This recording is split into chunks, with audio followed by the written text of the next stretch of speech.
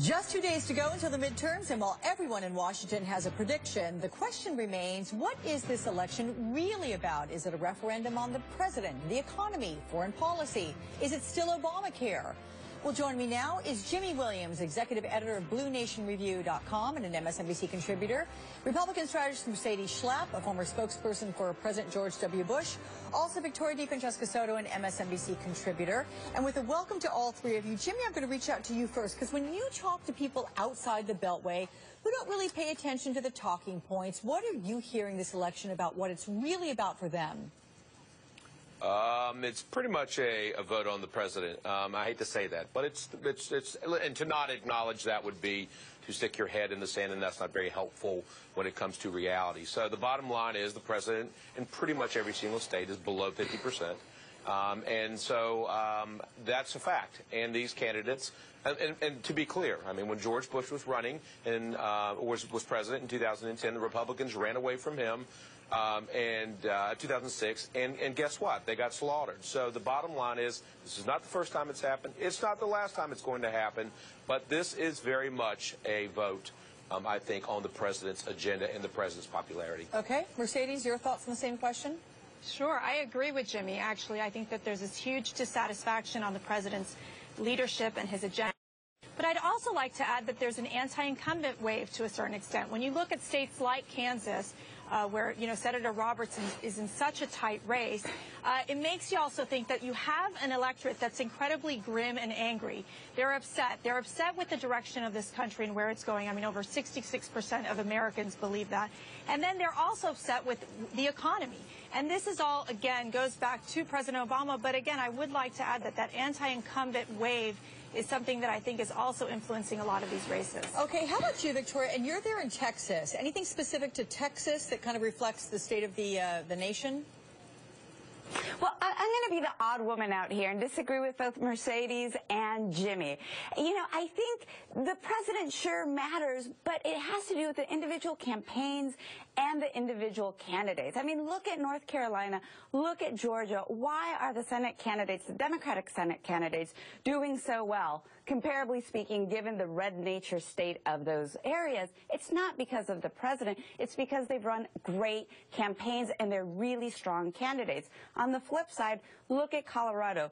Udall has run a lackluster campaign, and Cory Gardner has run a near-perfect campaign. So what has happened in this year compared to 2010 to 2012 is that Republicans have stepped it up. We don't have those gaffes, those Todd Akin gaffes that we had previously, and also we didn't see any of those Tea Party candidates take away the primary. So I think we need to look more at the micro level. Jimmy, the headline of Dan Balz's article in the Washington Post this weekend seems to say it all. An election about rejection, and that really somewhat reflects what Mercedes was saying about incumbents being in trouble here. And he writes that this election is as much about disgust with Washington as it is about rewarding either party with a vote. Do you think that's going to be evident in the new congressional class, or does nothing really change in Washington?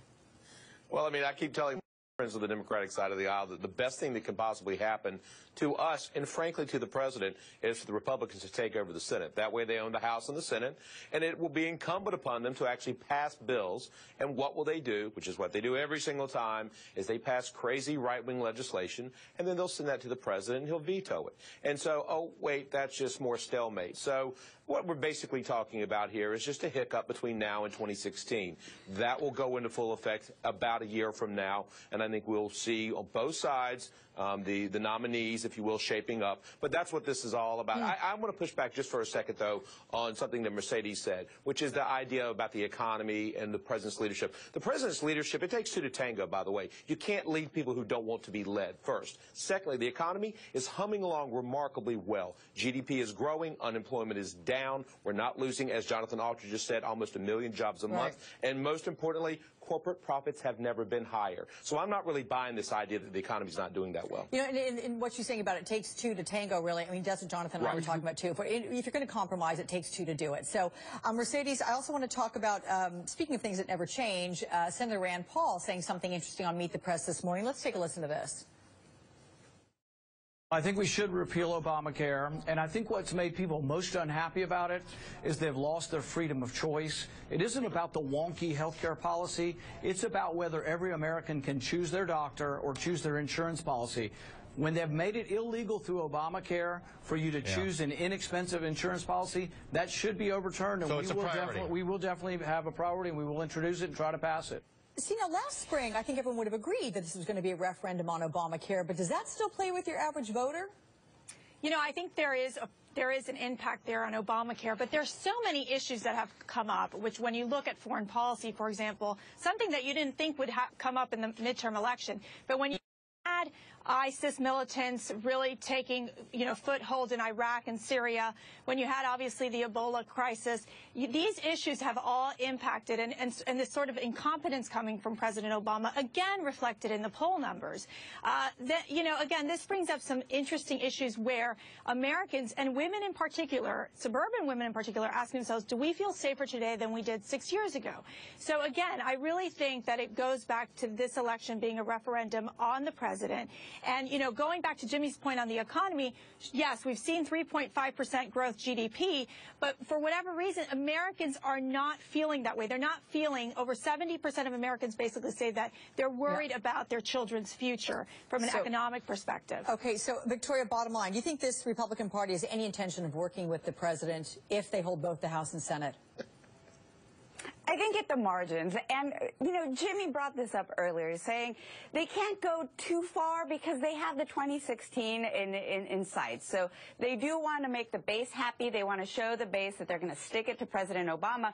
But at the same time, they're thinking, hey, 2016 is right around the corner, and we need those moderates, we need those independents if we want to recapture the White House in 2016. So they're stuck between a rock and a hard place. Thank you, guys. Unfortunately, we've got to make that a wrap. Jimmy, Mercedes, and Victoria, appreciate it.